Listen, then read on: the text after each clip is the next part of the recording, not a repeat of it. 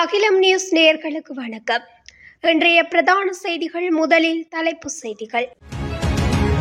அரசு ஊழியர்களின் சம்பள அதிகரிப்பு உறுதி, அதிக தொகை தொடர்பான தீர்மானம் அனுரவிடம். ஜனாதிபதி அனுர அமைச்சர்களுக்கு விடுத்துள்ள முக்கிய அறிவுறுத்தல்.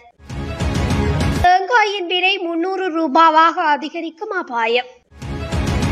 கொழும்பில் வெளிநாட்டு தானியங்கி துப்பாக்கியுடன் ஒருவர் கைது. ஸ்ரீலங்கா ஏர்லைன்ஸ் குறித்து அரசாங்கம் வெளியிட்ட அறிவிப்பு. யாழ்ப்பாணத்திற்கு தினமும் இரவு தபால் ரயில். இடியுடன் கூடிய மழை, வளிமண்டலவியல் திணைக்களம் அறிவிப்பு. காலிக்கடலில் மூழ்கிய ரஷ்ய தம்பதி, போலீசாரின் துணிச்சலான செயல். வெள்ள நீரில் அடித்து செல்லப்பட்டவர்கள் சடலமாக மீட்பு.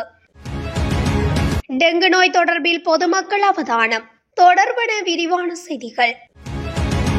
புதிய அரசாங்கம் அடுத்த மாதம் தனது முதல் பாதீட்டை தாக்கல் செய்ய தயாராகி வரும் நிலையில் அரசு ஊழியர்களின் அடிப்படை சம்பளம் அல்லது கொடுப்பனவுகளை அதிகரிப்பது குறித்து பரிசீலனை செய்து வருகிறது. திரைசேரி அதிகாரிகளின் கூற்றுப்படி மாதத்திற்கு 7500 ரூபாய் வரை சம்பள உயர்வுக்கான சாத்தியக்கூறு தற்போதைய நிதி நிலைமைக்குள் இருப்பதாகவும், எனினும் இதனை விட அதிக அதிகரிப்பு என்பது நிதியமைச்சரான ஜனாதிபதி அனுரகுமார திசாநாயக்க எடுக்கின்ற முடிவை பொறுத்ததாகும் என்றும் தெரிவிக்கப்பட்டுள்ளது. கடந்த பல ஆண்டுகளாக அரசு ஊழியர்களின் அடிப்படை சம்பளம் அதிகரிக்கப்படாததால் இந்த உயர்வு பரிசீலிக்கப்படுகிறது என்று அதிகாரிகள் தெரிவித்துள்ளனர். இருப்பினும் பிப்ரவரி 17 அன்று நாடாளுமன்றத்தில் சமர்ப்பிக்கப்படும் பாதீட்டில் ஓய்வூதியதாரர்களுக்கான அதிகரிப்பு சேர்க்கப்படாது என்று தெரிவிக்கப்பட்டுள்ளது. இந்த பாதீட்டின் ஊடாக ஏற்றுமதி வளர்ச்சிக்கு கிராமப்புற துறையின் பங்களிப்புகளை ஈர்ப்பதில் அரசாங்கம் கவனம் செலுத்த உள்ளது. இதேபோல வாகன இறக்குமதி வரிகள் மூலம் அரசாங்கம் 450 பில்லியன் வருமானம் ஈட்டும் என்று எதிர்பார்க்கப்படுகிறது. 2 பில்லியன் அமெரிக்க டாலர்களுக்கு மேல் வெளிநாட்டு நிதியுதவி திட்டங்களும் அறிவிக்கப்பட உள்ளன. இதற்கிடையில் சர்வதேச நாணய நிதியத்தின் கட்டமைப்பின் கீழ் இந்த பாதீடு தயாரிக்கப்பட்டு வருகிறது. முடிந்தவரை அனைத்து சந்தர்ப்பங்களிலும் தங்களுக்கு வரும் தொலைபேசி அழைப்புகளுக்கு பதிலளிக்குமாறு அரசாங்கத்தின் அனைத்து அமைச்சர்களுக்கும் ஜனாதிபதி அனுரகுமார திசாநாயக்க அறிவுறுத்தியுள்ளார். ஆளும் கட்சி நாடாளுமன்ற குழுக்களின் கூட்டத்தின் போதே ஜனாதிபதி இந்த அறிவிப்பை வெளியிட்டுள்ளார். அத்துடன் பொதுமக்களிடமிருந்து வரும் தொலைபேசி அழைப்புகளுக்கு பதிலளித்து அவர்களின் பிரச்சினைகளை உடனடியாக தீர்க்க தேவையான நடவடிக்கைகள் எடுக்கப்பட வேண்டும் என்றும் அவர் தெரிவித்துள்ளார். பொதுமக்கள் மற்றும் பத்திரிகையாளர்களின் தொலைபேசி அழைப்புகளுக்கு அரசாங்க அமைச்சர்கள் பதிலளிப்பதில்லை என்ற குற்றச்சாட்டுகளை தொடர்ந்தே இந்த அறிவிப்பு ஜனாதிபதி வெளியிட்டுள்ளார். தேங்காய்களை இறக்குமதி செய்யும் அரசாங்கத்தின் முனைப்பு தாமதமாகி வருவதாக தெரிவிக்கப்பட்டுள்ளது. இது உள்ளூர் சந்தையில் தேங்காய்க்கான நிரம்பலில் பாதிப்பு ஏற்படுத்தக்கூடும் என்று தெங்குத்துறை சார்ந்தோர் நம்புகின்றனர். இதேவேளை இறக்குமதி தாமதமானால் தேங்காயின் விலை 300 ரூபாவாக அதிகரிக்கும் சாத்தியம் உள்ளதாக தெரிவிக்கப்படுகின்றது.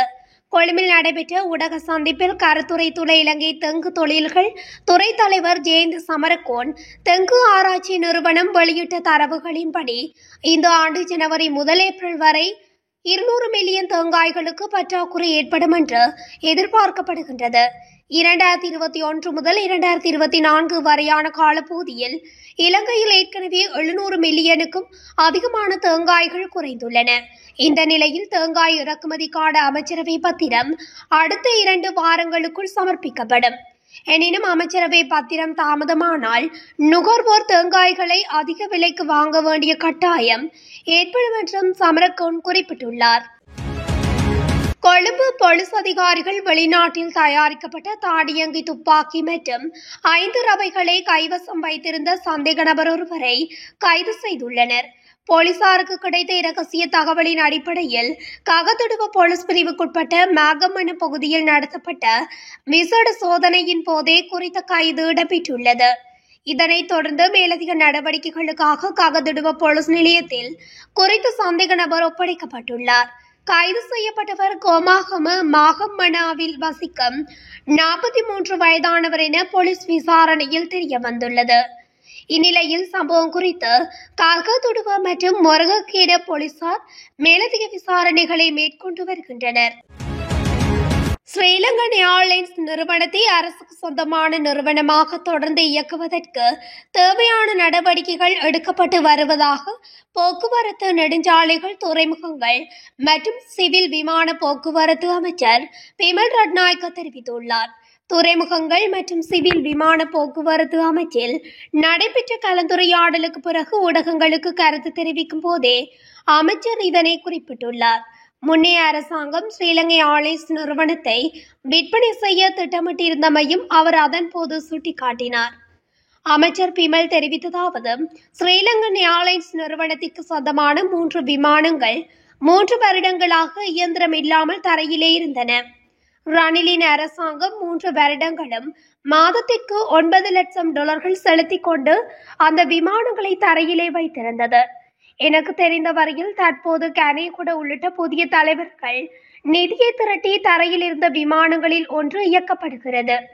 மற்ற 2 ஏப்ரல் மாதத்திற்கு முன்னர் இயக்க உள்ளனர். இதன் காரணமாக அவர்கள் ஸ்ரீலங்கை ஏர்லைன்ஸ் நிறுவனத்தை விற்பனை செய்யாமல் முன்னோக்கி கொண்டு செல்ல திட்டமிட்டுள்ளனர் என்று குறிப்பிட்டுள்ளார்.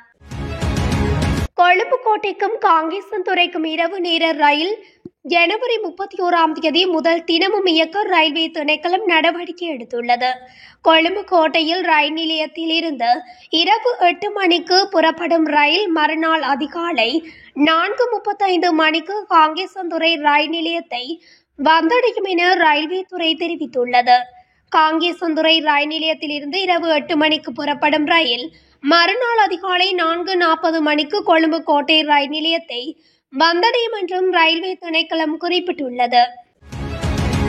இலங்கையின் பல பகுதிகளில் இன்று இடியுடன் கூடிய மழை பெய்யும் என அறிவிக்கப்பட்டுள்ளது.